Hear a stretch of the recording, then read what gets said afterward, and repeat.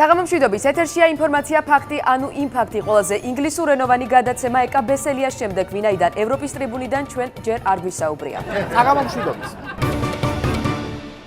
დღეს ჩვენს გადაცემაში ვერ მოისმენთ კობა ხაბაზის განცხადებას. ხელისუფლებამ თავისი ტიტუშკები მოგვიყვანა, რადგან ბატონი კობა ალბათ იმაზეც უხს, რომ უზონდერო ქვეყანაში ტიტუშკებს ახვედრებენო. ვერ მოისმენთ, რომ ზურაბ ჯაფარიძე მმართველ გუნდს ქვეყანაში ზიზღის გაღვივებაში ადანაშაულებს, რადგან მავანტ უკვირთ ნუ თუ ის ზიზღის კოცონი, რომელიც ნაციონალებმა გააჩაღეს, უკვე ჩაქრა და გაღვივება სჭირდება. ვერ მოისმენთ გოკა გაბაშვილის განცხადებას. ევროსაბჭოს რეზოლუციები კიდევ უფრო მკაცრი გახდება, რადგან ეთყობა ეკა ბესელია მაინც არ აპირებს ინგლისური პრონანსის დახვეწას. არანაირი ევროპული ორიენტაციის თქვენ არ ხართ ჩვეულებრივი რუსეთის კლიენტების საქართველოში. აღნიშნული განცხადებით მმართველ გუნდს აკაკი ბობოხიძე მიმართა, მაგრამ ექსპერტები მიიჩნევენ, რომ სერვისის მიმწოდებელი რუსეთი მაინც არ იცავს პრინციპს კლient всегда правда ცუდად გვექცევა. მიხეილ სააკაშვილი განცხადებას ავრცელებს, თუმცა ჩვენ ამაზე არ ვისაუბრებთ, რადგან აღნიშნული განცხადების შესახებ ისედაც უამრავჯერ შეიტყობთ რუსთავი 2-ის კურიერიდან. 2010 წელს რომ დაგვეწყო რუსეთთან მოლაპარაკებები, დღეს სრულიად სხვა რეალობა იქნებოდა, განაცხადა ქალბატონმა ნინო ბურჯანაძემ. ექსპერტები მას ეთანხმებიან და აცხადებენ, რომ 2009 წელს რომ დაგვეწყო მოლაპარაკებები, საქმე კიდევ უფრო უკეთ იქნებოდა. 2008 წელს რომ დაგვეწყო ომი არ იქნებოდა. 2007 წელს რომ დაგვეწყო ახლა სოხუმი და ცხინვალი ჩვენი იქნებოდა. 2006 წელს რომ დაგვეწყო სოჩა დაგვიბრუნდებოდა, ხოლო 2005 წელს რომ დაგვეწყო ახლა საქართველო ნიკოფსიიდან და რუბანდამდის იქნებოდა. ცნობილი ხდება, რომ იპოთეკარები საქართველოდან წასვლით იმუქრებიან, თუმცა ამაში განსაკუთრებულს ვერაფერს ხედავენ ექსპერტები, ვინაიდან საქართველოს მოსახლეობის 99% ამ თემაზე არათუ იმუქრება, არამედ ოცნებობს.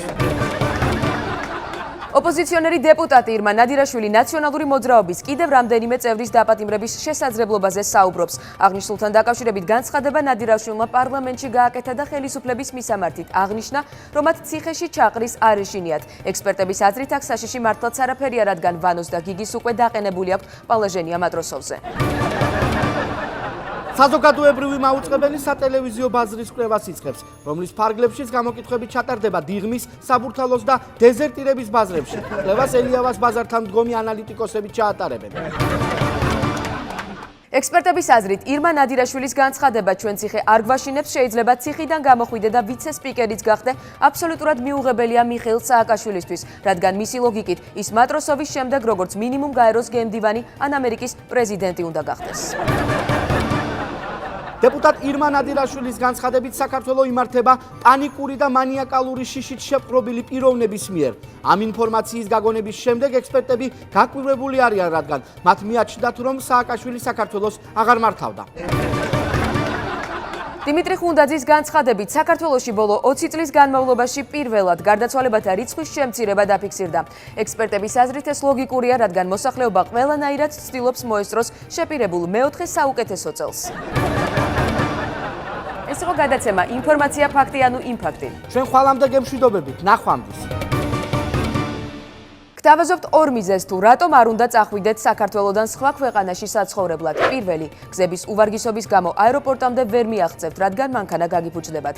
და მეორე, უცხოეთში ჩასულს დიდი ალბათობით დაგადეპორტებენ და უკან ჩვენს აეროპორტში გადმოგაფრენენ, ხოლო იქიდან სახლში დაბრუნებისას ისევ იგივე გზები დაგხვდებათ და მანქანა გაგიფუჭდებათ, რაც ზედმეტი ხარჯია.